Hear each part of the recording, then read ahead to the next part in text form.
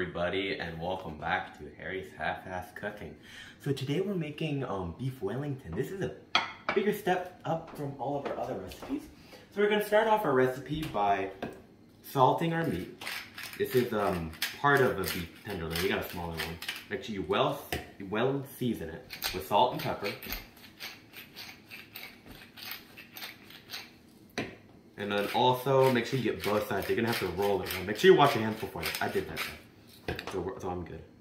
Roll it around, get all of the flavor augmented stuff on it. Oop, that's not good. Let's keep that together. Hopefully that goes back together. And I'm gonna wash up and we're gonna season it a bit more and then we'll cut back when we sear it. Okay everybody, so our thing's ripping hot, so be very careful when you do this. Alright, so our beef Wellington kind of came in 2 bits. So I'm gonna sear them separately so I don't like kill myself. Alright, that was really loud. Alright, so let's get a nice sear on that. Ooh. Maybe I should turn down the heat a bit. Yeah. We're not trying to like cook it or anything. We're just trying to get a nice sear on it. So it has a nice flavor to it. Not like instilling juices or anything. Just searing it. So once you get a nice sear on it, I'm gonna take it off. We'll come back after we're done. Okay, so basically now, we got our steak seared. Ours kind of fell apart because we didn't have any butcher's twine, so when you do yours, tie yours up with butcher's twine, because it keeps it together. We're going to have to piece it together when we're rolling it later today. Anyway, so grab your mushrooms, take about 10 of them. This is roughly chopped, so we're fine. And I want you to put it into your food processor or some sort of like blender of some sort. Put them all in there. Careful not to spill them. And then after that, I want you to grab it, turn it off, and then I'm also gonna make you pulse it. Yeah. So power, make sure it's sturdy. Pulse it with a fine consistency. That looks good. That looks perfect. I need to shake it up a bit because there is a little bit of mushroom that's not going. Shake it up so you get everything. No. Yeah, that looks about good. Alright, so the next thing we're going to need to add in is about a splash of heavy cream. Pop that off. Grab your heavy cream and just do a splash of it. Don't add too much. Actually, wait, no, this goes on when we're on the stove. So no, do not add that. So wait, cut. Okay, so I look at the recipe again. Just put 2 knobs of butter into the pan. 1 and 2. Let that heat up and melt for a bit, and then after it's fully melted, you put your ground up mushrooms in there. We're gonna spread that around the pan. Get all flavorful. Get all the other beef juices with the mushrooms, because that's always good if you have fond on the bottom of your pan. Get all goopy. And we're almost done.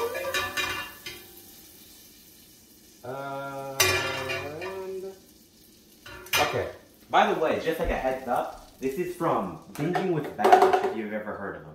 They're a pretty cool place that does a lot of recipes. So I'm just basically going online and taking it. But I'm giving proper credit, so it's not really plagiarism, or I'm not trying to plagiarize. Anyway, into the pan the mushrooms go. That looks really good. Pour that in, make sure you grab a wooden spatula and start stirring so they don't burn. So right here, stir this around until they're getting some nice color. And then add heavy cream. So that looks pretty good. I'll move this over, put that there. Splash of heavy cream in there to help with flavor. Gonna stir that around in the pan so it doesn't burn. And then once we get this all mixed together, we'll cut back. Okay, so we got our mixture all mixed together. So we're going to grab a clove of garlic with our garlic press. If you don't have a garlic press, just finely mince it. That will do fine. And then I want you to scrape it off. Mix that into there. So we'll put that over there. Stir this in. Doesn't have to be too precise right now. We'll basically, we'll just mix this all in later after everything gets in there. Alright, so grab your salt. Get a good couple cracks in there. Grab your pepper. Get a good couple cracks in there. Mix that all together, so that's really good and tastes good. This probably tastes amazing. You could put this over like mashed potatoes or something. And then I want you to grab some cognac. Yes, cognac, alcohol. Very cool, very cool. Gonna get hammered tonight. Anyway, just do a splash of this. We're deglazing with cognac. One more. Okay. Then that's it. Oh, perfect. We're gonna deglaze with cognac. I don't know what deglazing means. It just sounds cool. It means to take all the brown bits and bring them up. Oh, okay, that's pretty cool actually. Anyway, so we're gonna stir all of this together, and then it's gonna be all yummy and tasty. And then we're also gonna add in some thyme too. Try not to splash it like I am. Thank you, camera woman. And put this right here. All right, let's twist off the top. Just kind of estimate it. Do like a teaspoon. Yeah, that's about good. Yeah, that's about good. Mix that all together. Get that all yummy and tasty looking. And you have to cook it down a little bit because it needs to be a thicker paste. So we might need to cook it down for a little bit. We'll cut back after it's in the right consistency. Okay, so we got our mushrooms XL, which is a more pasty consistency, so it's very, very hot. We also got our prosciutto laid out flatly because we're gonna roll this up with the mushrooms XL and the prosciutto. So layer this on carefully because it's still very, very hot. It's also thickened up quite a bit. So grab this, and then I want you to spread it out all over the prosciutto. Make it like a nice layer, because this is gonna be like perfectly gonna be able to seam when you cut through it. It's gonna be like amazing. So spread it out like you're painting a picture almost. I don't know why I said that. It sounds like Bob Ross. Anyway, get a nice even layer. Come on. And I think that will be good. Yeah, that's good enough. It's kind of hard to do that with such a thick consistency. All right, now we got our actual like tenderloin right here. We're gonna brush this down with English mustard. I know that sounds weird, but it's gonna taste amazing afterward. So brush down every side of it. So like a nice good brush. We were an idiot and we kind of like split ours down the middle. Don't do that if you can. Wrap it in butcher's twine. And then we're not gonna season the inside of it because this is gonna be put together already. To do that on both sides of it, make sure you get the inside, well not the inside now, but get the both sides, so the underside too. So after this, you gotta flip it over. We'll come back after we're done with this. Okay, so we got our tenderloin in the middle right here. The prosciutto is on the very bottom, and then we got the Dexel in the middle. Now we're gonna roll this over it. All right, so when you're doing this, you wanna make sure you get the prosciutto all around. So you might need to like roll it over it, and you also gotta like roll it. This is the hard part, okay? So once you get it to this stage, you're gonna grab it, you're gonna wanna twist the ends, and you wanna let this chill for like 10 minutes in the fridge so it firms up. So when we put it on the puff pastry, it won't like fall apart almost. Careful about this. You know what I would do, Harry? Yeah. I'd use this too. And then wrap it up again and make it super tight. Thank you so much, Karen. And then try rolling it like you're rolling it out. Get this all wrapped up in here. And then just roll it on the thing just to kind of... Yeah, that looks good. We'll let this chill in the fridge for about 10 minutes, and we'll cut back. We also will show you what else we need to prepare. All right, so while we're letting it chill for a little bit, we're gonna crack an egg, so we get a beaten egg beforehand. So we're gonna crack. Perfect. I did not think I was gonna do that. I thought I was about to lose an egg. Anyway, so that's a happy surprise. So now we'll wash the hands. Grab a paper towel.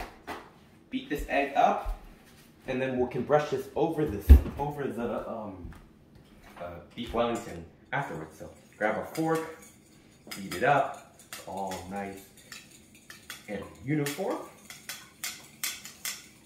That's about, maybe more. We'll cut back after we're done.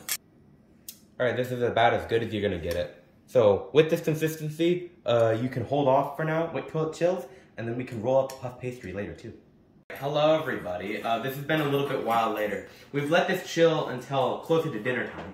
So now, grab your puff pastry. We got a really nice one, but you can use anything, any type of puff pastry. You can also Google up how to make your own, but I would recommend you just buy it, because it's a lot of work to make puff pastry. But some people have a lot of time. on the other hand, didn't want to spend 2 hours making puff pastry.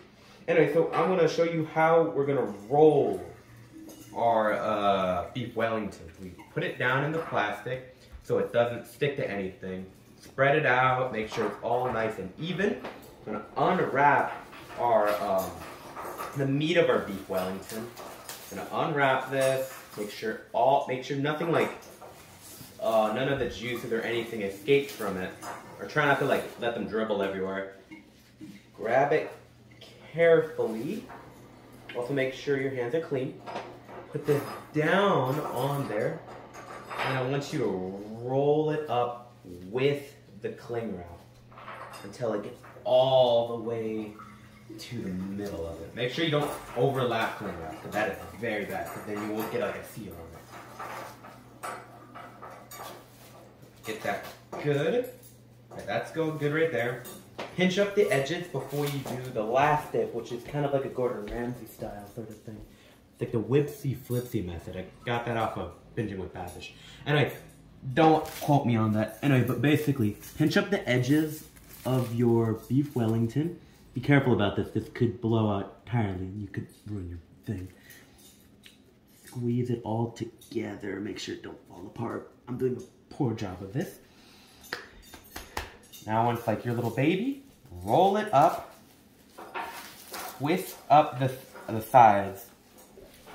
Maybe grab a little bit more cling, plastic wrap? Yeah, that's what it is. More of some of this, so it doesn't fall out on you. Anyway. Now it's called the whipsy flipsy method. You're twisting the ends up, and you're also twisting the dough up. So continue doing this until it becomes sturdy. Do this for like a couple minutes. We'll come back after we're done. Okay. Okay, so we got our beef Wellington already out of the plastic wrap. Put it on a non-stick like area, like parchment paper, stuff like that. Now before we brush it with the butter, I mean not the butter, but the egg, grab a chef's knife. And then I want you with the back of it, not with the knife blade, we're doing a core. This is just for like decor. No real reason why we do this, it just looks nice. There's probably a reason, I just don't know why. Looks really nice, looks really cool, all that jazz. You can make yours look nicer with cool decorations. I know there's this really cool one where it's like a pattern dough cutter. Okay, now when you have perforations in it, I don't know why we do that. Probably so it doesn't like explode or something. Grab your food paintbrush, grab the egg yolk, brush it down with the yolk. Or a beaten egg, not just yolk. It just looks like yolk. It'll help it crisp up in the oven. So when you cut into it, it's all crispy and crunchy. It's amazing. How long do we cook it for? We cook until the internal temperature is, let me check the recipe. It should be 120 Fahrenheit. So you do need a digital thermometer if you're going to do this. So how long normally though?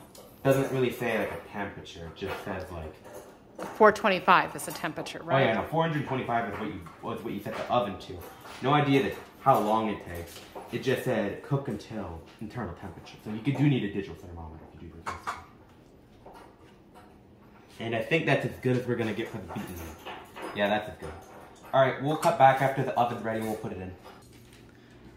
Okay, so we'll pull this out because I feel like I'm gonna screw it up. So basically, grab your Wellington. Make sure your oven is preheated to 450. Put it in there. Make sure it's securely in there. And then before you leave it, this is the most important part. Grab a temperature probe. Put it into the thickest part of the roast, which is around the middle portion. Come on. I might need it. Oh yeah, I'm gonna go. Close the oven door. You're losing heat. Yeah, no. Ooh, I need gloves. I'm gonna put gloves on before I do this because I think I'm gonna burn myself. To grab this, so yeah, this is the probing handle and this is the grab the. Okay, that might fall, but who cares? Thank you. Thank you for holding that.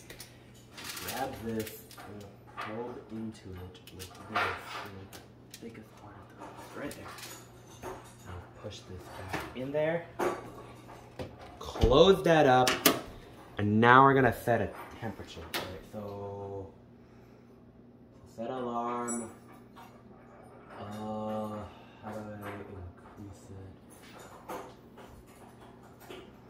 Alright, well, we'll come back after it's done cooking. It's back. Okay, it's on. Oh, you're recording? Mm-hmm. Okay, so we're taking this out a little bit before the temperature set, because it's just browning too much. We might need to like warm it up or like fry it off if it's still like, oh there it goes. I know if it's still like a bit raw. So light off. Now we're gonna let this sit for 15 minutes and we'll cut back. Wellington got out. The perforations on the top look like they worked kinda. Do the serrated knife. Yeah, front. no, I'm looking for it. Very front. Very front. This one? Yeah. Okay, so we're gonna cut this up. Everybody in the house, food's about to be served. All right. We need a taste tester. It could be raw. Yes.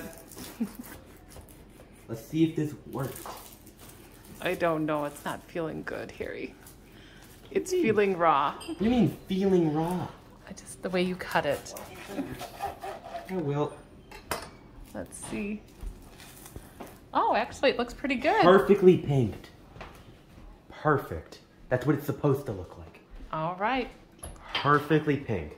This is safe. Yeah, this is safe. That is not raw. That is just dastardly red. Dad, grab a plate. I'm going That's to. a pretty thin piece. Ooh, it's kind of falling apart. Sorry. Slow down.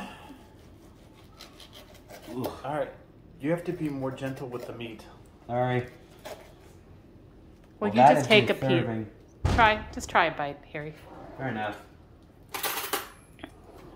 This is kind of dumb. Oh my God, you're just Harry. Mm. Is it good? Mm. It's good. Okay. So make your final statement. Well, you heard it here. Well, you heard it here first, folks. It's good.